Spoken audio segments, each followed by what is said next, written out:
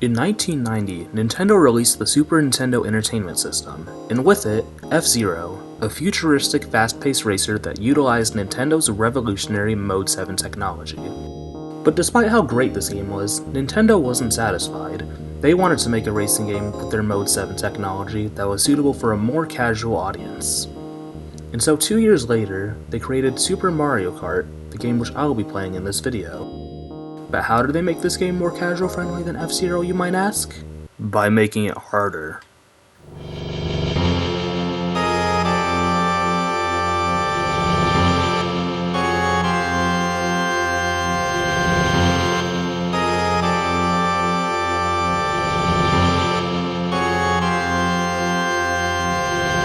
Super Mario Kart is brutal. Having beaten both F-Zero and Super Mario Kart on their hardest difficulties, I can confidently say that F-Zero on Master difficulty is a walk in the park compared to Super Mario Kart on 150cc.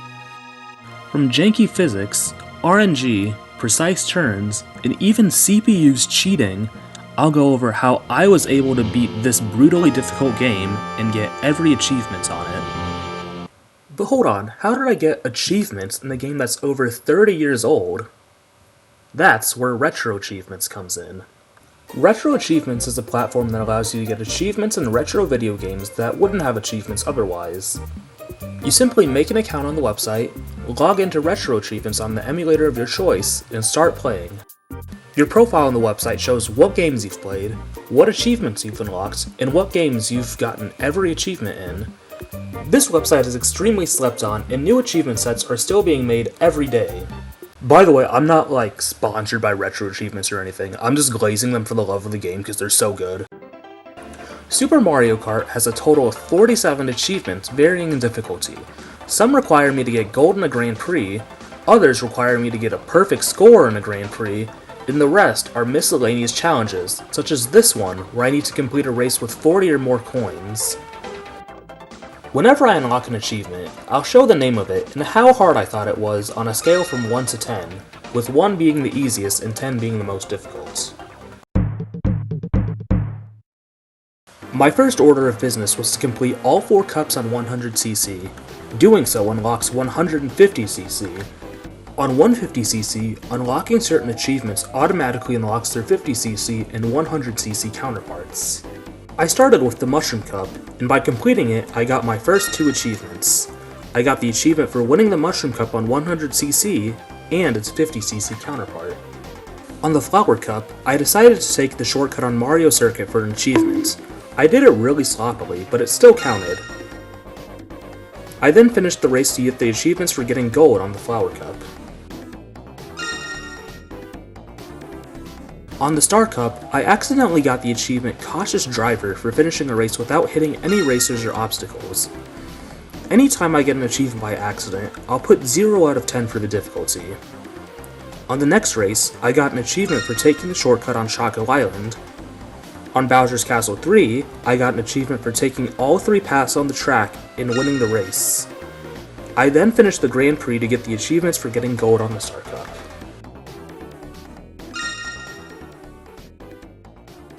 So far, everything had been a breeze, but that would change with the Special Cup.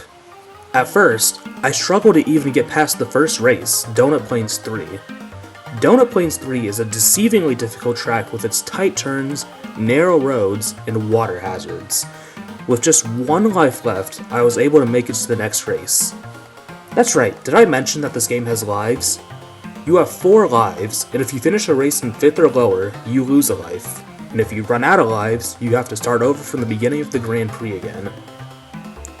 On my first attempt, I ended up getting silver, but after just 1 more try, I was able to get gold, granting me 2 more achievements, for a total of 11 by the end of Friday night.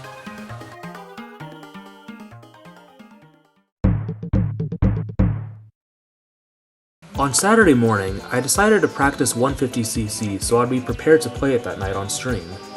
But I wasn't recording, and I ended up getting the Donut Plains 1 shortcut achievement off camera. On Saturday night, I started the stream by doing the Mushroom Cup on 150cc. On the first race, I decided to go for the achievement Compulsive Hopper by hopping 50 or more times in one race. I also accidentally got the achievement Pedal to the Metal for finishing a 150cc race without letting go of the gas. On Ghost Valley 1, I narrowly made the shortcut at the end of the track, granting me an achievement. After that, I got an achievement for getting gold on the Mushroom Cup on 150cc. The Mushroom Cup only took me 2 tries, but Super Mario Kart would begin to show its true colors in the Flower Cup. This is where I'd meet my arch nemesis, Luigi.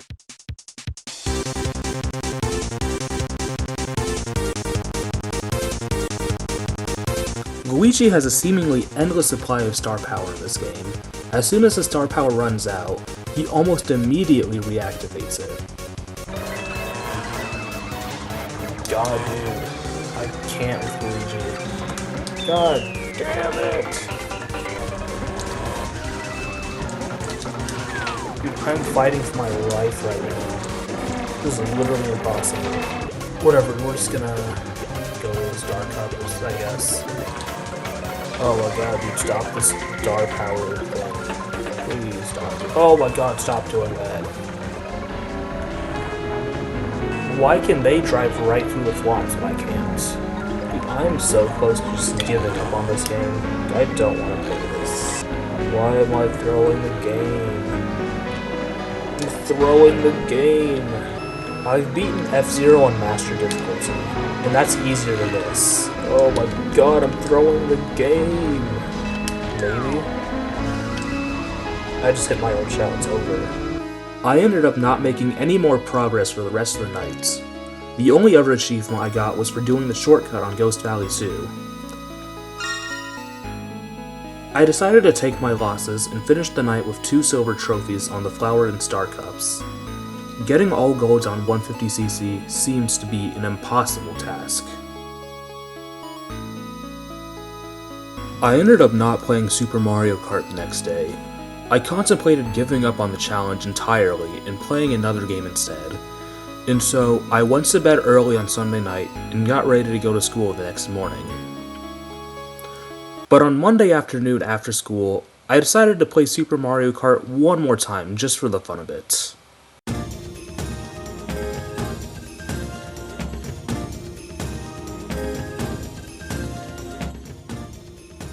In just one Grand Prix, I had gotten 2 achievements: Clumsy Victory for letting Lakitu carry me over the finish line, and Epic Comeback for starting the last lap in a lower position and finishing in first. I decided to start recording and see how many more achievements I could get that afternoon. And to my surprise, I ended up unlocking 12 more achievements that day.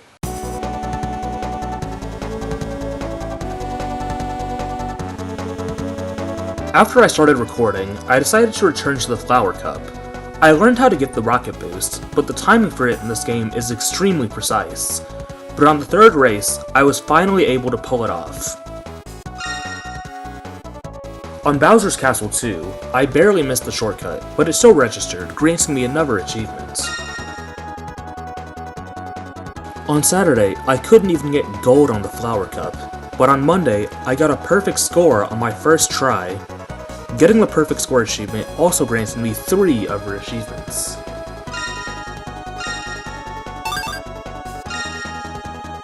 Afterwards, I decided to try the Star Cup again. I didn't get a perfect score, but I still got gold, and on the way, I got an achievement for doing the shortcut on Mario Circuit 4. Since the Mushroom Cup wasn't too difficult my first time through, I decided to go back to it to get a perfect score. I played a little more after I stopped recording and accidentally got the achievement Koopa Beach 2 Secret, which is literally as easy as doing this.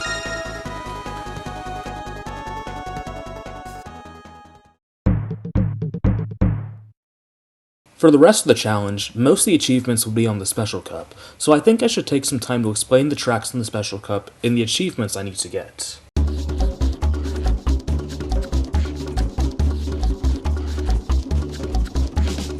The first race is Donut Plains 3.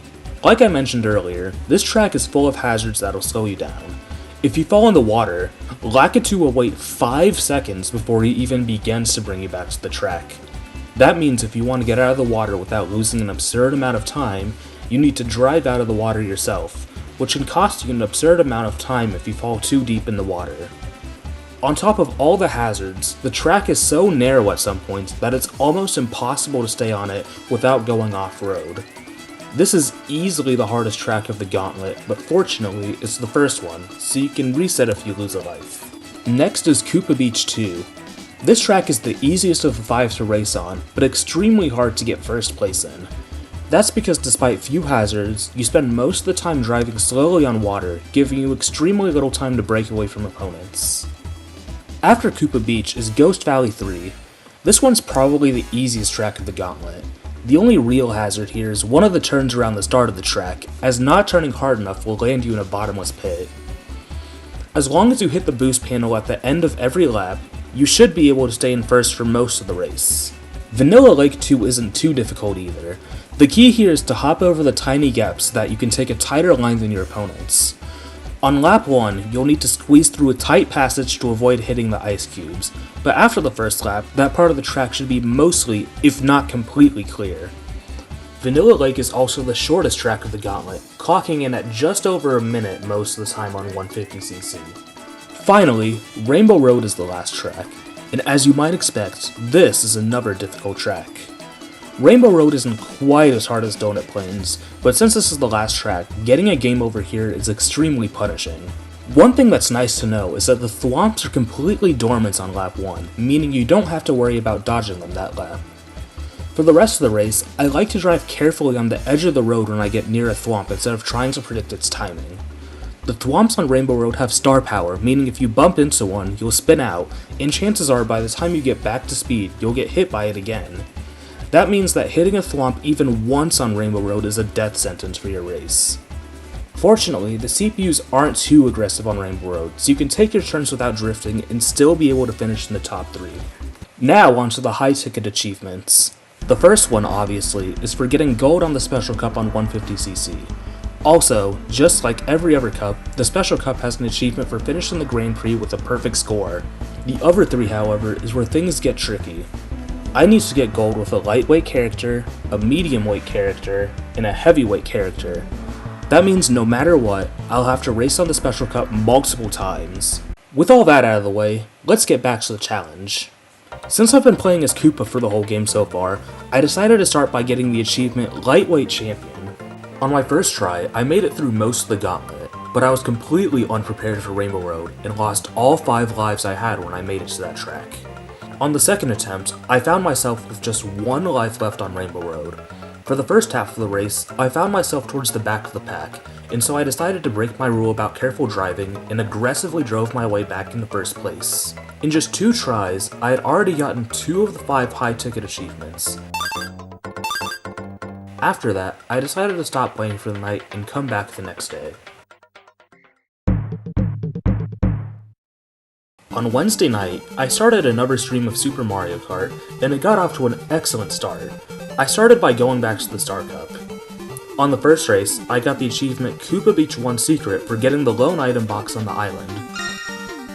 And then I finished up the rest of the cup with a perfect score, granting me 3 more achievements. After that, my next goal for the night was to get gold on the Special Cup with a heavyweight racer for another one of the high-ticket achievements. I thought it would have been an easy achievement since I already had gold on the Special Cup with another weight class, but I could not have been any more wrong. Unlike lightweight racers, heavyweight racers have a higher top speed at the cost of having bad acceleration and bad handling. You know what, there's no use. I have to mercy kill this run. You know, the worst part is I'm gonna get the achievement, but it's gonna be off stream, which is gonna suck. You're gonna watch me go absolutely ballistic tonight.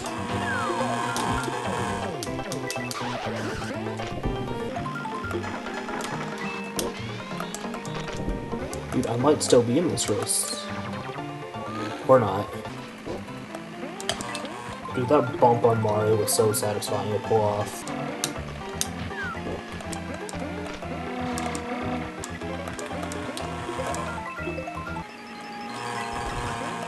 So what I'm trying to do right now is complete the special cup with a heavyweight character, which, as you can tell, isn't going very well. But this moment here was easily the lowest point of the whole challenge. Here, I'll just let you watch the clip.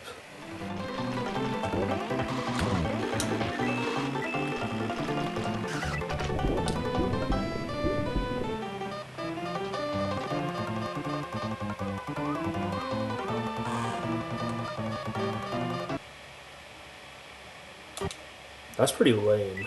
After an hour and a half of trying to get the heavyweight champion achievement, I finally decided to call it a night. But before ending the stream, I wanted to prove that this challenge was genuinely difficult and that I wasn't just bad at video games. So I booted up Contra, started the game without the Konami code, and beat the entire game in one try. It was easier than beating Super Mario Kart.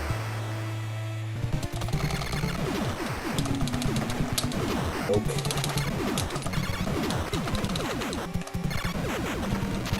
Machine that I don't know about.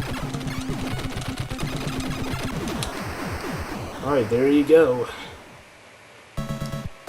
Contra NES, no Konami code, beaten first try. Absolute joke compared to Super Mario Kart. I'd been in a similar situation just a few days before, but this time I had no intention on giving up. I knew this challenge was beatable, and so I ended the stream, went to bed, and came back to the game the next day with an open mind.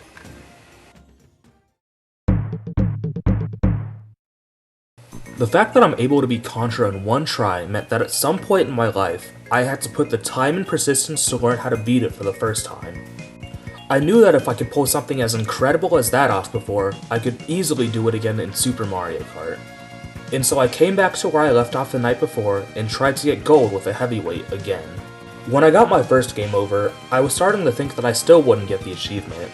But I wasn't going to give up so easily, so I pulled through and made it to Rainbow Road for a second time.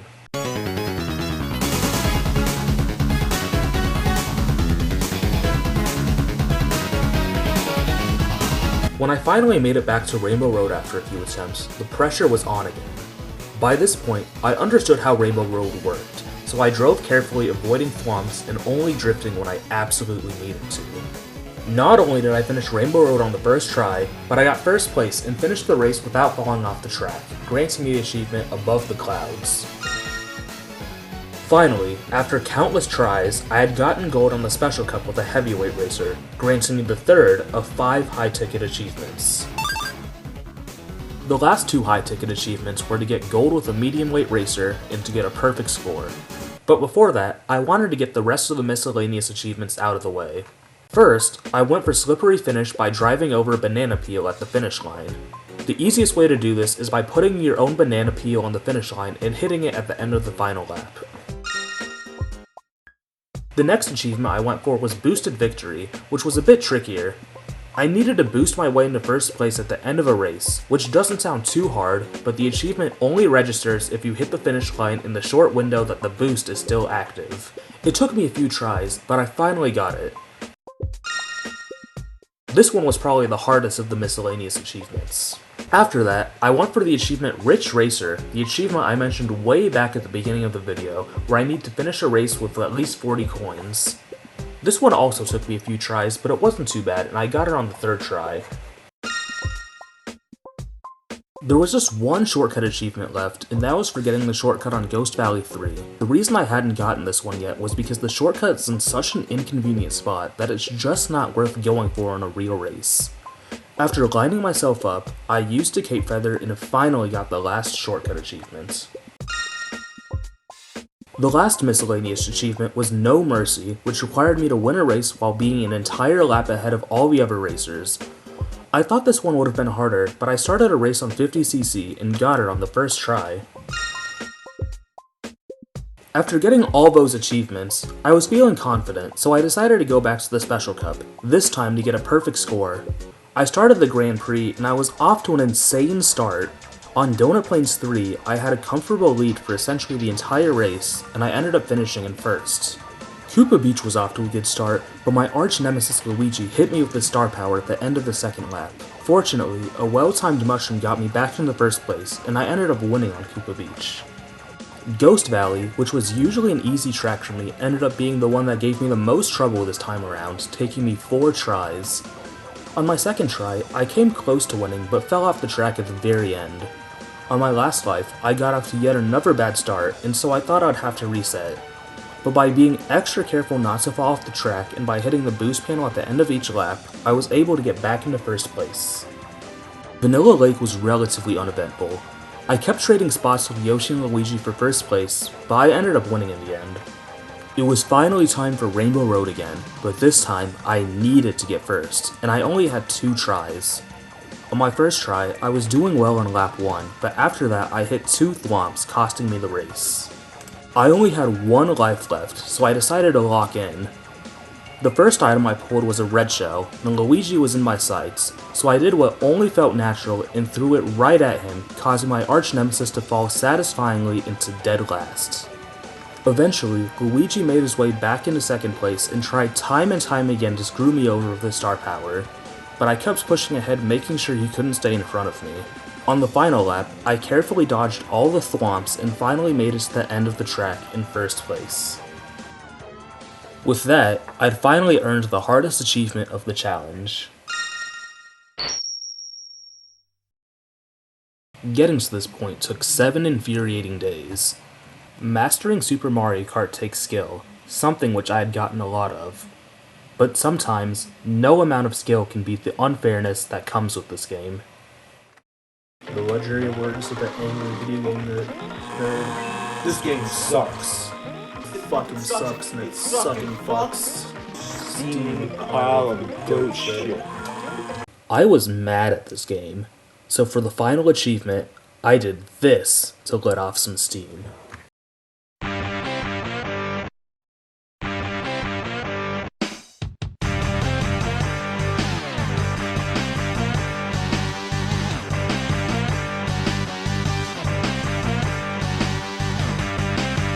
Luigi had been tormenting me over and over for the last 7 days.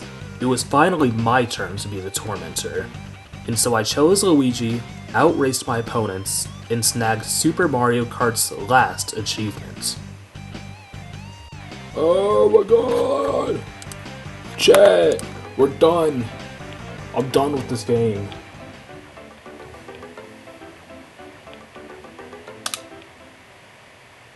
I'm done with this game!